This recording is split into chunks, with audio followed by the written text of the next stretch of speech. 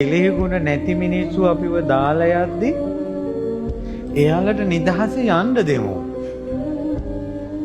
ඒ වගේ මිනිස්සු ළඟ ඉඳලා මොකටද? අපේ කෙලෙහි ගුණ අපි බලාගමු. මිනිස්සුන්ට උපකාර කරන්න සසර දුකින් ඈතර වෙන අදහසින් උන්ගෙන් උදව් ගන්න නෙවෙයි. දරුවෝ බිහි කළා නම් යුතුයකම් ඉෂ්ට කරන්න උන්ගෙන් වතුර බොන්න හිතාගෙන නෙවෙයි. තොපිනෙව අපිට වතුර පොදක් හරි දෙන්න ඉන්නේ කියලා කියන්න එපා. ඒව කියන්න එපා. අපි මේ දුර්ලභ මනුෂ්‍ය ජීවිතේ දුර්ලභයි කියලා භාග්‍යතුන් වහන්සේ වදාලා. ඉතින් දුර්ලභ මනුෂ්‍ය උප්පත්ති ලබා දුන්නා අපි මේ සමාජයට.